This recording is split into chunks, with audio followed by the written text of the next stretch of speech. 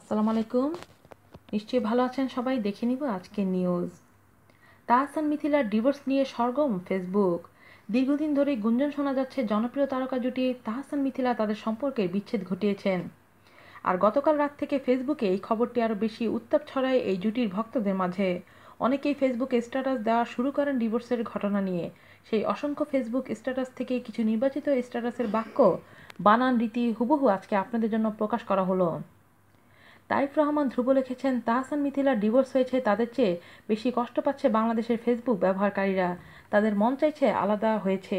সাদিয়া চৌধুরী লিখেছেন, তাহসান মিথিলার divorce, is it true news? OMG, can believe. এদের মতো কাপলের ডিভোর্স হলে আর কিসের কি।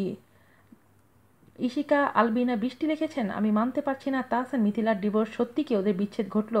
লিখেছেন, আমার আইকন কাপল ছিলেন আপনারা, তাহসান মিথিলার ডিভোর্স, এটা মাথায় আনতেই আমার খারাপ লাগছে। সত্যি আমি আপনাদের কাউকেই অন্য কারোর সাথে ভাবতে পারি না। আমি সত্যি ভাষা হারিয়ে ফেল। লামিশা হায়াত আরশি লিখেছেন, তাহসান মিথিলার নাকি ডিভোর্স হয়ে গেছে, মানতে পারছি না, এমন কেন হলো। সবুজ রয় লিখেছেন, শুনলাম হাজারো থুক্কু কোটি কোটি নারীর ক্রাশ তাহসান আর মিথিলার ডিভোর্স হয়ে যাচ্ছে, এবার নারিকুল ঝাঁপিয়ে পড়ো। মেহেরাজ হাসিব লিখেছেন, তাহসান আর মিথিলার ডিভোর্স হইতাছে, আচ্ছা ঠিক আছে। নূর আলম মাহি লিখেছেন, তাহসান মিথিলার জুটি ভেঙে গেল, ডিভোর্স হয়ে গেল। মিথিলা ৩০২ ধারা মামলা করেছেন তাহসানের বিপক্ষে। এর চেয়ে খারাপ সংবাদ আর কি হতে পারে। তবে ঘটনার সত্যতা জানতে যোগাযোগ করা হয় এই জুটির সঙ্গে, তাদের কারো বক্তব্য পাওয়া যায়নি এই বিষয়ে। তাদের ঘনিষ্ঠ সূত্রে জানা যায়, তারা দুজনেই আলাদা থাকছেন বেশ কয়েক মাস ধরে। শুধু তাই নয়, গত 2014 সাল থেকে তাদের সম্পর্কের টানাপোড়েন চলছে।